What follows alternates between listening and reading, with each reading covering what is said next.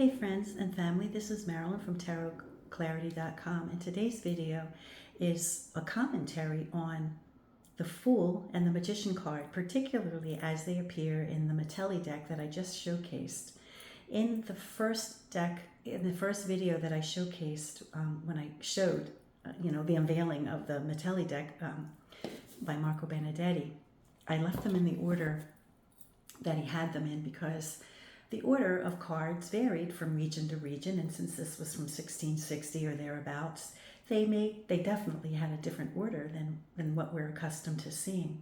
So when I began speaking about the cards, this particular card was in the position for the Fool, and this one for the Magician. So I began, without thinking, to speak on each of these cards as though this were the Fool and this were the Magician.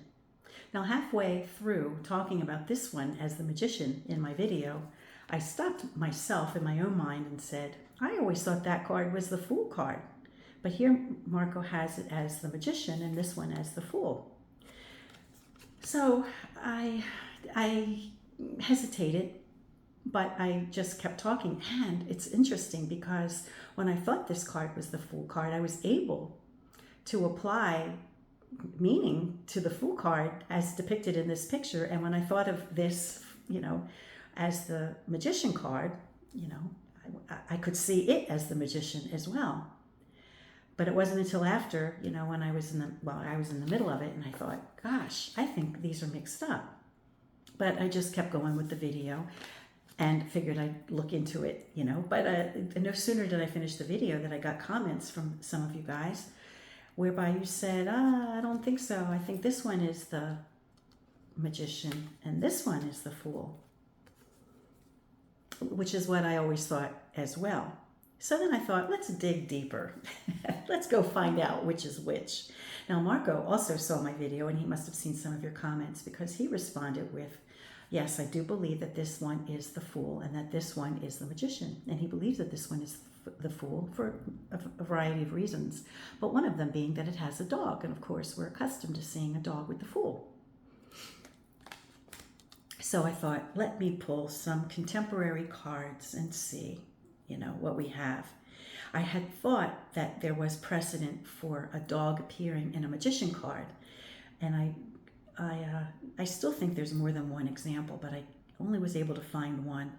Now, I'm not about to tear up all my decks to see, an early Italian deck with a dog in the Magician, card. But I did find a dog in a French deck of around the same time, and that deck would be the Anonymous Tarot of Paris. And in the Magician card, which is clearly the Magician, it's labeled number 1, and we have the image of individuals at a table, presumably doing some kind of sleight of hand stuff. And who and what is underneath the table is a dog. We have a dog under the table. Now, a monkey is also under the table, but there is a dog under the table. So there is precedent for around that period of time. This may be 1650-ish, right? And the Mitelli 1660. There is precedent for there to be a dog in the Magician card. Now, the Anonymous Tarot of Paris's Fool card is more in keeping with what we're accustomed to. And then in this particular example, there's a fool carrying a staff, that he's looking at himself, kind of like a mirrored image. Now, also contemporary with that time, I thought, well, let's check out the Vieille, also French. Let's see what the French were doing at that time regarding fools and magicians, and if there are any creatures. In the Vieille, around the same period of time as both the Anonymous Tarot of Paris and the Mitelli, we have the Fool that we're accustomed to seeing, and he's got the reference much like this guy. He's got the face on the staff, or his stick that has the satchel, whatever. But we have some kind of canine or feline creature down here. And the Magician card is, again, similar to what we're accustomed to seeing, somebody at the table. Now, sometimes the Magician has an audience of children, which is the case in this Tarocchi della Fine della Torre from Bologna sometime in the 1600s, certainly well before 1725, because this deck doesn't have the four Moors. And in 1725, that's when the four Moors were put into the deck. So this is in the mid part of the 1600s. And so here we have a bateleur with kids.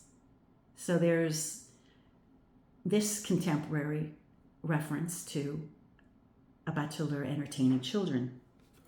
And the Fool card of the Fine della Torre is like a wandering minstrel.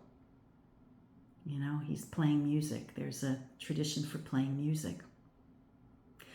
Now, the combination of having an animal and the tradition of music, I can't speak for Marco, but I can understand, definitely Marco applying the Fool qualities to this card. But I definitely understand thinking of it as the magician, because we do have a tradition of the magician entertaining children, which is what this guy's doing. He's like a Pied Piper, and he's coming through town, as a jolly kind of guy, and he's attracting kids. And, when his show is over, he picks up his wares and he takes off.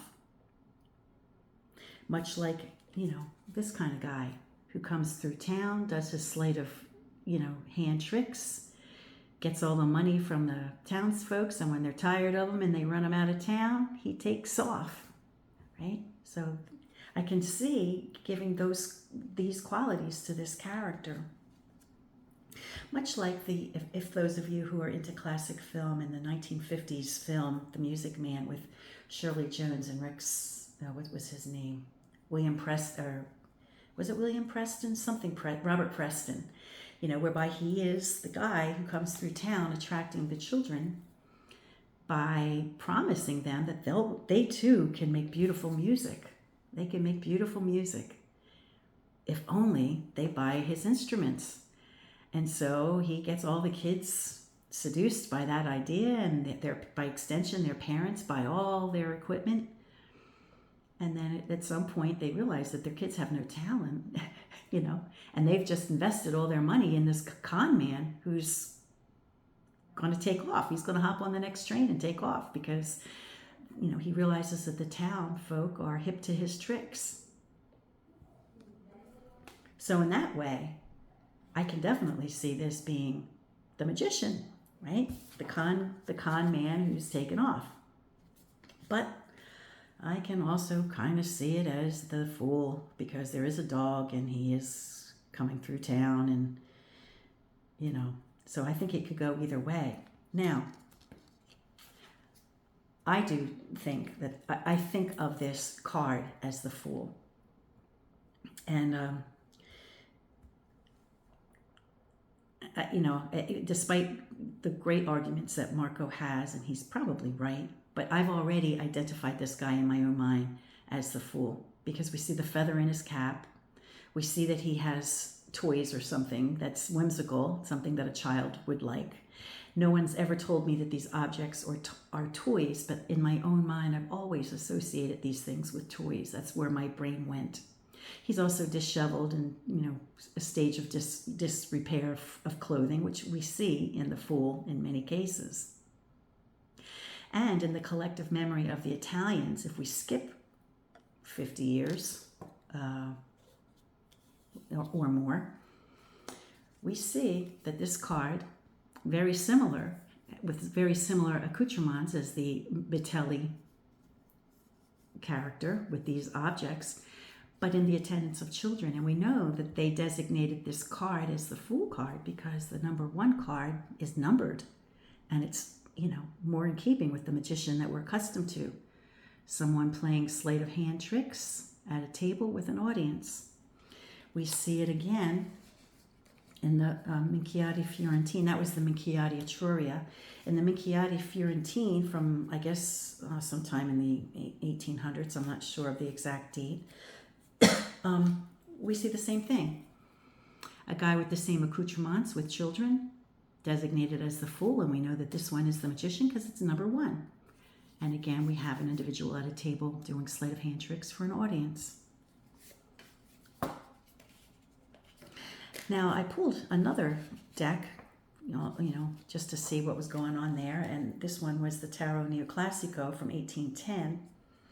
And we have a Fool card that's in the tradition of a wandering person with a dog or a cat. And then the Magician, who they call the bagatelier, is a wandering salesman who has his wares in a tray or a box, and he comes through town to sell. And when the town folks realize that he's got junk, or after he's gotten all the money from them that they are willing to spend, he moves on. So there is tradition for the Magician to be an individual who comes, has some kind of agenda whereby he, hopes to get rich or con the town folk and then move on when they get tired of him, right? So we have that tradition. And for the Fool, we have the tradition of somebody coming through town who doesn't belong. So it's up to us to decide in 1660 Italy which one of these we think was really the true designation for the Fool and Magician. Now, as I mentioned, by the time the Minchiatis came through, almost 100 years later, they designated this as the Fool, and then they gave the Magician, an audience with children at a table, playing card games or, cup games, right? Now, did I show the Tarot of Paris? The Tarot of Paris, I'm not sure if I showed it already or not. It's concurrent in time, like around 1650, right? Around the time that the Noble would have been coming out. We have, just in case I didn't show it because I don't remember, we have this individual coming through town with the image of himself on the stick. But then the Magician, I think I already discussed it, has the dog in the picture. Now, what's going on in the Via Ville around the same period of time? We have what we're accustomed to seeing, a wandering guy with an animal, and then the con guy with the table full of his wares. And he's an outdoor, another reason to think in my mind that he's a traveling kind of guy is because he's always seen outside, usually seen out, not always, but, usually seen outside, which makes me think that it's like a show, right? He sets up his wares, he puts his thing on display, he cons you, and then he takes off. So I'm not about to argue with Marco. And if Marco believes that this is the Magician and this is the Fool, I'm not going to argue with him at all. And I can understand why anybody would think that, I've just come in my own mind that I've established him in my mind as the Fool, and I've established this guy in my mind as the Magician. So even as I did my video where I mixed them up, I still thought I had it. I thought, I always thought this was the Fool, But when I gave the attributes of this as the Fool and this as the Magician, they still fit. It still fit. So I think either one of these could be chosen as either position. You just have to decide which one you think works for you, and which one you think it is. And until it's definitively decided, I guess it's up in the air. I guess too, my thing is if the Italians from 80 years later still think of this guy as the Fool, and still designate this guy as the Fool, but they change their opinion of how the Magician looks, right? By now we have the guy at the table with entertaining children. I guess I just saw it as, because 2 other decks, right, Minchiati decks, identify this as the Fool, so I think like, well, that's the Fool then, The Mitelli did come first, and it doesn't have a number on it, so the Italians from 1725 and 1810 or whenever the Fiorentine came out, they could have gotten it wrong, I guess. It's possible. Anyway, I think it's interesting and worthy of conversation. So which one do you think of as the Fool and the Magician? You know, I don't think either way it is wrong. You know, I think you could make a case for either way. But my reasons for identifying this with the Fool is because he's got a feather in his cap, he's disheveled, his clothes is in disarray, his clothing is in disarray. He's got, he doesn't have the satchel on his back, but he's bringing something into town.